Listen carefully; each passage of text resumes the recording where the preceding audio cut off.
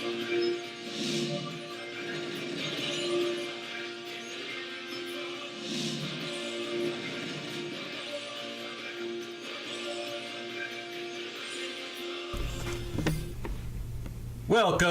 to the W2W review. I am the Oakland Knight, and yes, today I am running solo on one Defensive Tuesday.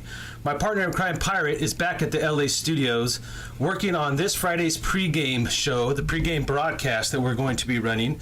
So please stay tuned at the break as we'll be running a promo for the Friday broadcast, the pregame broadcast. So make sure you guys stay tuned for break. All right, without further ado, man, let's go ahead and jump right into this. So where we stand right now defensively on Thursday night. Wow. Much different from what we saw from the offense on Thursday. And the biggest key difference that I saw, outside the lack of energy that we displayed on the field, I guess I'll go ahead and start there. Let's talk about the negative real quick. The negative being that, for one, the energy of this football team Thursday night, both offensively and defensively, was just at an all-time low. We don't want to see that. We want to see this team come out, be on fire, and have a ton of energy and a ton of discipline and just fight the whole way. So in the first series, there was a couple of good things that were going on, but mainly we let Eddie Lacy just run right over us. Now, they were playing Justin Jelly Ellis, which we'll get into that in the second part of this video. In our opinion, out of position.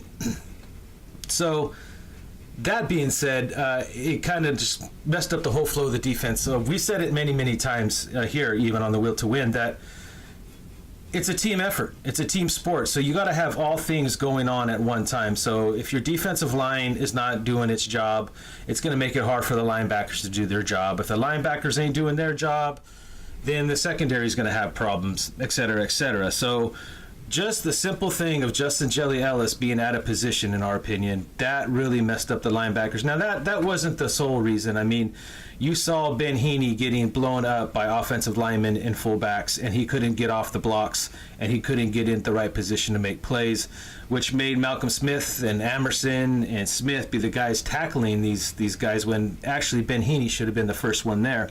But that being said, okay, with all the woes, the energy levels, some people being out of position, let's take a look at why Justin Jelly Ellis was out of position. Well, Jack Del Rio and Ken Norton Jr. decided that they were going to run a ton of sub packages this game. So all the reports are saying, this was pretty much the dress rehearsal game for our Oakland Raiders, which was, let's face it, both schemes, both offensively, defensively, the word that's been floating around there is vanilla.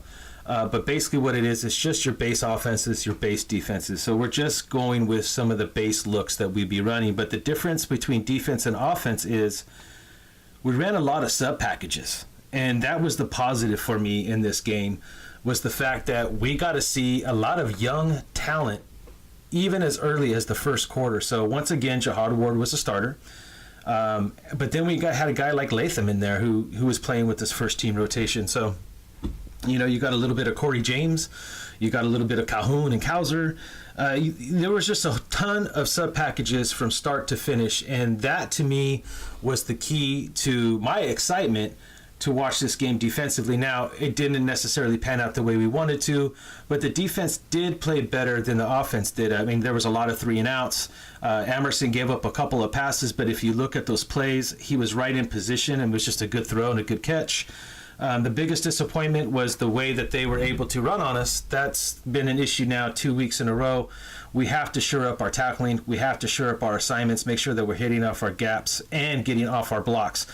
But, the defense as a whole, I felt that they did the best job evaluating talent, because that's what preseason is. We've been talking about it, since the post-game live show. There was a lot of comments in the comment section. Hey, I ain't tripping. It's just preseason. Look, I'm going to say it again. Preseason is preseason, and most of you guys are right. It doesn't matter. The record doesn't matter. The touchdowns don't matter. None of it counts. None of it's worth nothing. Yes, we're in base defense. We're in base offenses. We're not scheming for any of these games. We're not trying to do a whole lot right now. And in my opinion, I think we could do a bit more, especially on offense, just to kind of get Because what we've been running on offense, we just haven't been executing. But defense, I've actually seen them execute a few things anyway. And that's where you could take the reps into consideration. They're getting reps. They're working on sub packages. They're testing out different players in certain spots. And that is how you build a football team, ladies and gentlemen. You use the preseason to actually put players in different positions to try to make plays. You're not trying to run out there. You're not trying to get fancy and cute and just run with what you project to be your starting defense and say, this is it. There's going to be obviously a big rotation up front, which is going to keep guys fresh. We're moving Khalil Mack all over the place again, which is a good thing to see. And in order for all this to click, you got to have the right players in the right spots. So when we get back from break later on, we're going to talk about some of those players and where they were kind of out of position and where I think that some of them should be fitting into. Because, let's face it, right now we're down Mario Edwards Jr. So I think that's got them in a little bit of panic mode. I think the players and the talent are there. I don't think it's a big issue. But, they were trying some different sub packages and doing a couple of little extra things because Mario Edwards Jr. wasn't present. So they were taking a look real closely at the players that they could slide to the inside to create that pressure that Mario Edwards Jr.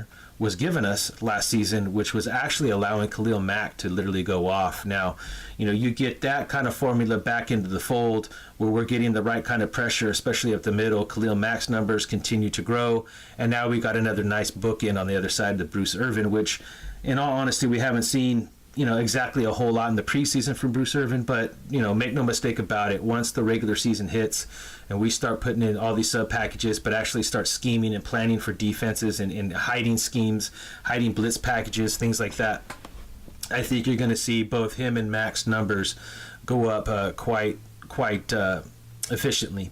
So, that being said, moving forward, let's take a look at, I want to talk a little bit about the linebacking core as a whole. I don't want to get into player specifications because we're going to do that after the break. But the linebacker unit as a whole has become what I would call our biggest weakness at this point. Now, granted, it's early, it's preseason, I get it, but last year at this time we were screaming about our secondary. Already at this point we knew our secondary was going to be an issue. So that's kind of where I'm at right now. I mean, our linebackers seem to be an issue. Some people are saying Malcolm Smith didn't have the greatest game. It looked like he was late on a couple of plays. In my personal opinion, I think Malcolm Smith, as always, has done a pretty solid job. He's our best linebacker. His job is to set the edge. Ben Heaney should have been the first one there. It looks like he's late, but, Malcolm Smith, he's protecting the outside for the most part. If he sees the play develop on the inside, yeah, he needs to get there. But he has to be careful because if Eddie Lacy, I could talk really, guys. Eddie Lacy bounces that thing to the outside and Malcolm Smith's not there, the defensive end's not setting the edge like they're supposed to, then that turns into even a bigger run than he was already getting. So it's really hard to say, how good or how bad Malcolm Smith really played. But I think it's another, once again, it's that combination of the linebacker core as a whole, as well as, the defensive line being out of position, especially over that defensive tackle spot. So, but the linebackers, we plugged the hole in the secondary. Okay, that was our leak last year. We plugged the hole. And just like a lot of old ships, you plug one hole, another hole springs out. So, we're obviously still in that process. And I like a lot of the reports that I've been hearing that, of course, Reggie's not done. I mean, there's reports that he's scouting other football teams. He's got his scouts out there watching all these preseason games. What exactly is he looking for? Some reports say he's looking for a special team kick returner still. In my personal opinion, I think they're still looking at linebackers. I think they know that they're primarily looking for some linebacker help, and I think even maybe so, a future player to help with that middle spot. Now, once again, I want to save that till after break, so I got to be really careful here how I approach this. But when you look at our strong side all the way to our weak side linebackers, right now, outside of Malcolm Smith, and I guess you could give it to Ben Heaney, but Ben Heaney has shown signs of, okay, we got to let this thing play out, but is this a concern? Possibly. So as we move forward, we got to make sure that we have the pieces there. And all I'm seeing right now is Ben Heaney and Corey James. Now, we could easily slide Malcolm Smith over to that spot and then maybe slide one of these guys out to the weak side. But if they're going to do that, they should make that decision rather quickly, because I think it's important that if they're going to sub that kind of part of it in, they should do it sooner rather than later. Give Malcolm Smith a couple of weeks calling the shot in the middle. But quite honestly, with all the things that I've been listening to and following to the offseason, I've actually was sitting in a press conference for season ticket holders with Jack Del Rio and Reggie McKenzie, and they're really positive and high on Ben Heaney. Now, if we're going to stick with that motto, hey, it's only preseason, we can't fully judge the play of Ben Heaney at this moment. We got to let him finish developing. He's in his second year. They're getting a lot of his mistakes on tapes, so that's a plus moving forward, right? So he's got tape to look at, and he's got time to correct some of these issues, as well as the defensive front. I think the secondary has been probably the brightest spot, the starting secondary. So I'm talking, you're talking Steve Smith, you're talking David Amerson, you're talking Reggie Nelson, Carl Joseph. I think they've all had solid preseason games. Yeah, there's been a couple of things here and there with Carl Joseph, but he's a rookie, guys. I mean, I'm not expecting this guy to come out and be a straight-up Pro Bowler out the gate. He's still coming off the knee injury. He's still learning this defense. He missed a lot of mini camp and OTAs. He wasn't full go. During the start of training camp, he suited up, and then he had to take some time off because his knee, probably swelled up and got a little sore. So, I really like it, and Nate Allen really stepped up. And these are the kind of things that I truly want to get into after break, because I believe that there was a lot of players in this game that is not only showing heart, but, that either was out of position or they showed a lot of heart. So I am not worried about this defense as much as I'm maybe more concerned about the offense. And I know for some people that's like, well, no, I think it's the other way around, Knight. And it just might be, but once again, it's preseason. It's really hard, for us not to be in straight contact with Jack Del Rio, Ken Norton, and Bill Musgrave to really figure out what is their exact approach and what has been their exact plan moving forward. So, it's one of those things where we're just going to have to sit tight and let it play out.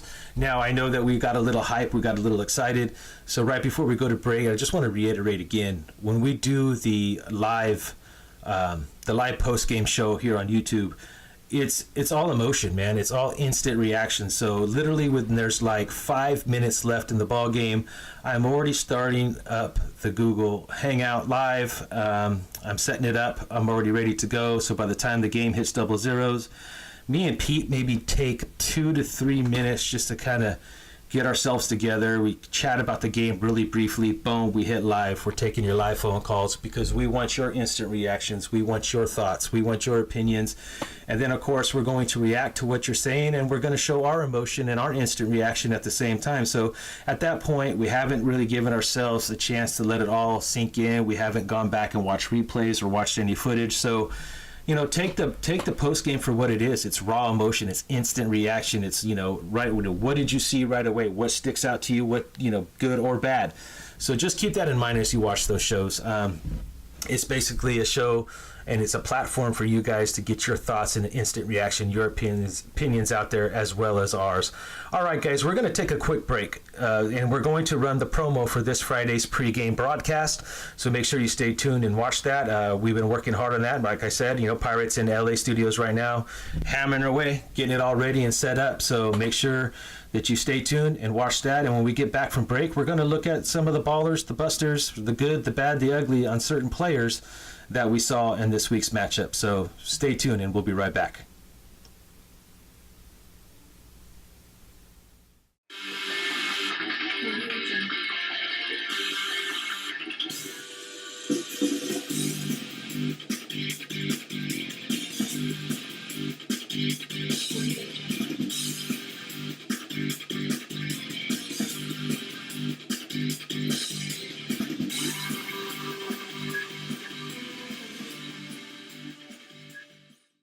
All right, welcome back to the W2W Review. I'm the Oakland Knights. We're running solo. My partner in crime, like I said, is hammering on that broadcast, man. If you guys saw the promo just now, I hope you guys enjoyed it. It's going to be exciting. We're going to have a guest. We're going to have a guest and a new featured guest breaking down some footage. So you guys need to stay tuned for that. It's going to be an epic show. A lot of fun. It's always a lot of fun putting these things together. It's all a process, but we really enjoy doing it for the Raider Nation. All right, let's jump into the Busters and Ballers. All right, so right out the cut here, man. It's been a quite an interesting run for some of these players. One in particular, and where I've decided to start, is the defensive tackle position. Dan Williams came into camp overweight, out of shape. Jack Del Rio, fittingly enough, punished him. Had him on the side, working by himself, conditioning him. Bobby put him on a really strict diet. And he basically lost his starting job, at least until he gets his act together and shows that he can get in shape and drop the weight, which all reports and signs have shown that he's doing that. So, but that led us to last Thursday night, them sliding Justin Jelly Ellis inside over the nose. And as talented as Justin Jelly Ellis is, I don't think he's ready for that responsibility. Being in the middle of the defensive line like that, right over the nose, it's a tremendous task, and it's something that Dan Williams specializes in, especially in the run game, and that really showed itself this Thursday. Okay, Justin Jelly Ellis was having a hard time holding his real estate, as they like to say, and he was getting swallowed up, and he couldn't get off. He couldn't control his part of the field. And it made it really difficult for Ben Heaney to have his lanes. And then Ben Heaney, undersized already as it is, found himself getting wrapped up by offensive linemen and fullbacks. So it just made these gaping holes for Eddie Lacy. I'm having a hard time saying that guy's name today. Eddie Lacy, to get his momentum. And that's a big man. And if you're not getting your full body and wrapping up his legs, you're going to have a hard time taking this guy down. He's had 2 back-to-back great preseason games. He had 1 great game in Cleveland, and he performed really well against us last Thursday night. So, to me, I'm not mad that they put him there. I mean, this is what preseason's for. The preseason is for putting together these type of sub packages and looking at different players in different spots to really get a good feel of your team, what options you have moving forward. So what this told me, at least from last Thursday night's game, is we need to get Dan Williams ready. We did a lot better against the run when Dan Williams was in there. And I think that, especially in early downs, Dan Williams needs to be the guy. Now, if you want to bring in some sub packages with Jelly when it's like 3rd and 15, I'm cool with that, because Justin Jelly Ellis has a great motor for a big man. He's got some good speed, and he'd be good for getting that pressure. But, a defensive tackle, the guy that plays over the nose, is so key in any defense. For example, just to kind of help make my point, the great Ray Lewis, I mean, if you watch his early years, I mean, he was dominant, right? And then Saragusa retires. And once Saragusa retired, Ray Lewis started to struggle. He had a really hard time, and he was struggling a little bit. And he was actually quoted to say in one offseason that his contract was getting ready to come up, and he was like, look, these guys need to go out and get me a new nose tackle. I need someone big, someone that can handle the middle, so I could play the game that I like to play. Well, fortunate enough for the Ravens, as well as Ray Lewis, that year the Ravens went out and got Haloti Ngata. Now, once they got Haloti Ngata, we all know that that's a great defensive tackle.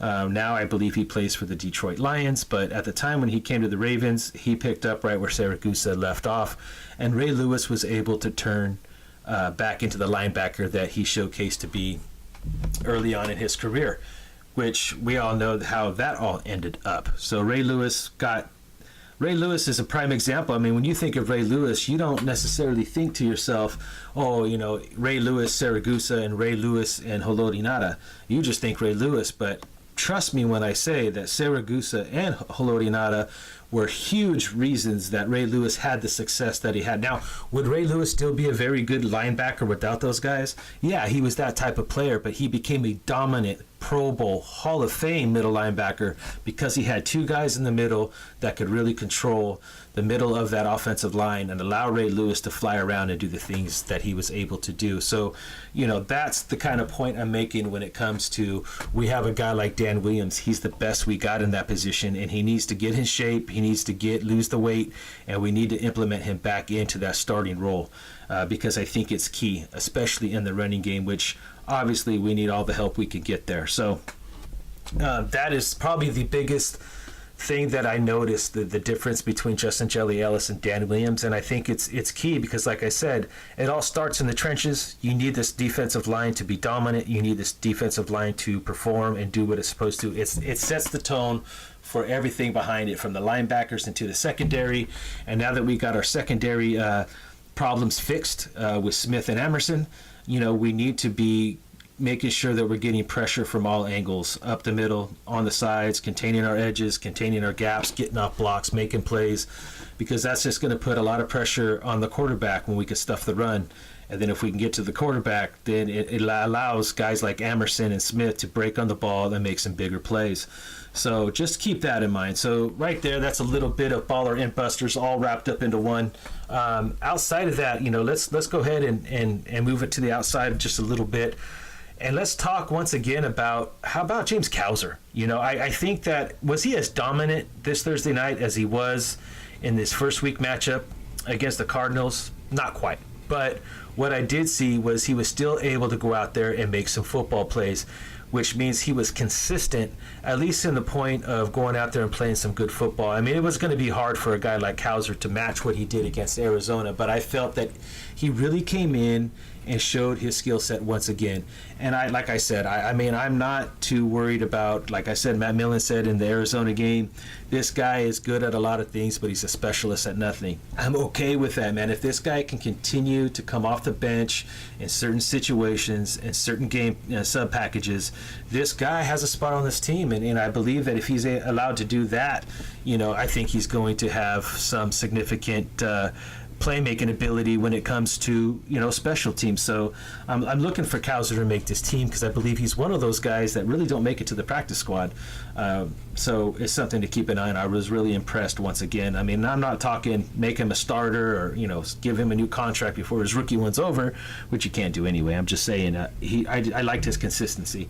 And then I also believe that the other rookie, our third round pick, Shalik Calhoun, I really think that he improved his game this week. Now, did he come out and show that he's the next starter, he's the next strong side backer, he's the next Aldon Smith? Absolutely not. But I believe that he got the first game jitters out from under him.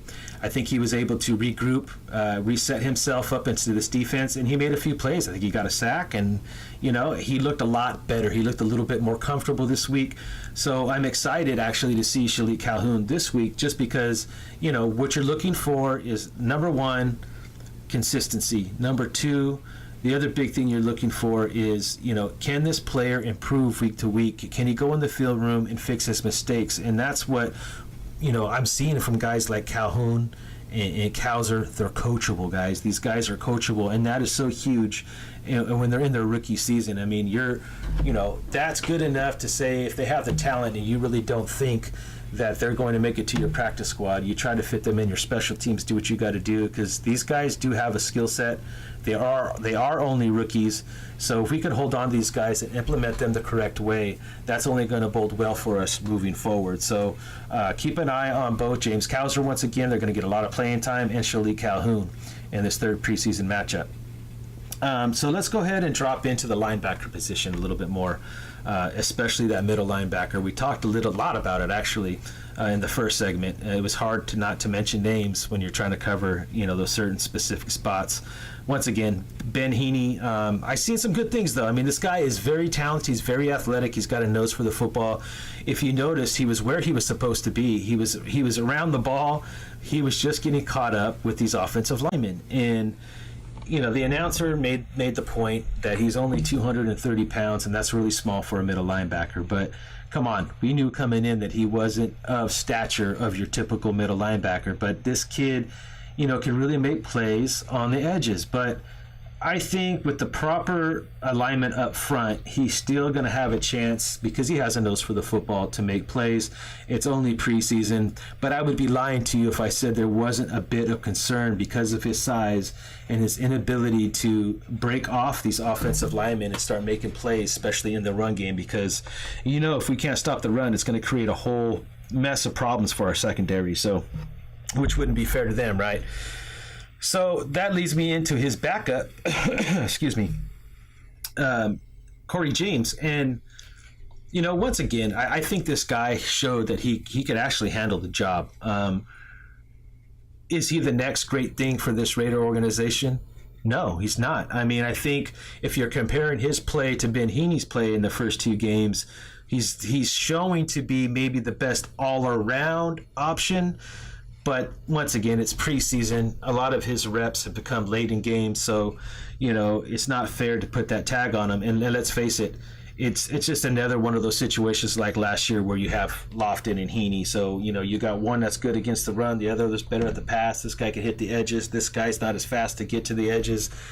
So I mean, we're just to the point where we need to let this thing play out. But I do believe that Corey James showed his skill set. He showed his ability, if anything, to be a great number two. And if the opportunity came for him to step in there and do it, I think he'll do some good things. And it might be hard for this coaching staff to let Heaney back on the field. I believe that's why Heaney played. All the reports told me that Heaney wasn't going to because he kind of tweaked his ankle, and that was an issue moving forward. So, for me, it's something to keep an eye on. It's nothing that I would be running up and down the street saying, get rid of Heaney. I know there's a lot of people that feel that they're already done with Heaney, but it's preseason's too hard to throw a player to the wolves, especially a player in his second season. So the guy has a ton of skill set. He's a good athlete. He's got a nose for the football. Let's not give up on Ben Heaney just yet. Let the season start. Let it all play out. I believe he'll be just fine, especially with Big Dan Williams right there in the middle, clogging up a lot of those offensive linemen and allowing him to make those plays. You'd be surprised the difference. Hopefully in the first series of this game, you'll see Dan Williams in there, I'm hoping, and then Ben Heaney. I mean, you'll see Ben Heaney have a lot more opportunity, and he's going up against some really great backs once again, so he will be tested. And if Williams starts and Heaney starts, then we'll have a little bit more of an answer of exactly what we're looking at as we move forward. Okay, before I run out of time, there's another player that I wanted to talk about, and I believe it was somebody that played very well. Actually, he played well the last 2 weeks, in my opinion, and that's one Nate Allen. Once again, guys, I know there's some people that were like, Nate Allen was kind of garbage for us last year, but if you look at what happened last year, you could essentially give Nate Allen a pass. I remember talking about Nate Allen when we picked him up in the offseason last year, that, look, he came from a Philadelphia Eagle defense that struggled the last year he was there, the defense in the secondary especially. But at the same time, for such a struggling secondary as a safety, he was leading them in interceptions, so he was doing his job. And he started figuring out this defense late into the preseason last year, and he really started coming on strong. He was making plays. He had a couple of picks in the Seattle game. I believe it was the Seattle game. I could be mistaken. Don't quote me on that. Last preseason. And then he got hurt. And he missed, it was probably like a third of the season. So by the time we got him back, by the time he started really getting into it and getting his football legs, there wasn't much time for him to showcase anything that he was going to be. So once again, he's starting great. I think he's showing good skills on special teams. He's coming in making plays when he's the safety on the team. He could also play free safety and strong safety, so he's versatile. So not only could he be a backup for Carlos Joseph, he could be a backup for Reggie Nelson too. So I think moving forward that Nate Allen's going to be a key piece, and as long as he stays healthy, he has a chance to do some things, because you never know with these guys. Reggie's old. Carl has some knee issues himself. So it's good to have that kind of depth. So once again, I think we're showing some really good depth everywhere on this defense except for the linebacker position. And quite honestly, we do as a team really need to keep an eye on that. It's something that is key. So as much as we were flat, as much as we're playing base defenses and vanilla schemes, both offense and defense, these last 2 days have given us the opportunity with clearer heads and clearer minds to really try to talk about what preseason is. Preseason is not about our starters. It's all about our depth pieces. And that's why I had a problem. That's what I said yesterday in yesterday's show. You can't just go out there. I understand. I like our offense. I like our starting offense. I'll put that starting offense up against everybody. But preseason is the time to check your depth. I want to see more Washington. I want to see more GA3.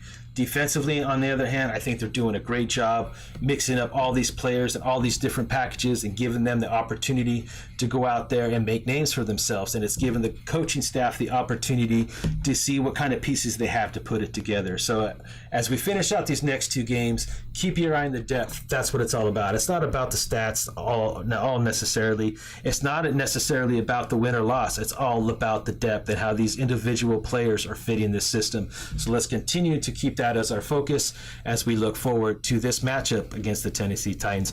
All right, Raider Nation, we are out of here. We are out of time. Make sure you go to Facebook, Instagram, Twitter, all at The Will to Win. If you have any questions and concerns, you can email us at the w2w@gmail.com. That is the w2w@gmail.com. And we will come back tomorrow. We're going to talk about some of the press conferences and start breaking down a little bit of things that maybe Jack and them were saying as we move forward into this matchup. And please don't forget, we're going to be broadcasting our Will to Win broadcast pregame show this Friday. You guys saw the promo today. All right, guys, until tomorrow, I am the Oakland Knight, and you guys stay Raider strong.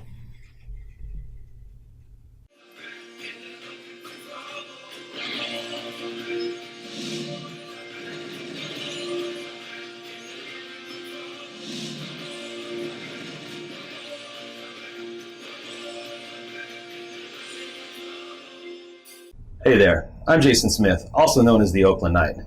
We'd like to thank you for watching the Will to Win broadcast here on YouTube. And if you would like to stay up to date for more content like this, go ahead and hit the subscribe button down below.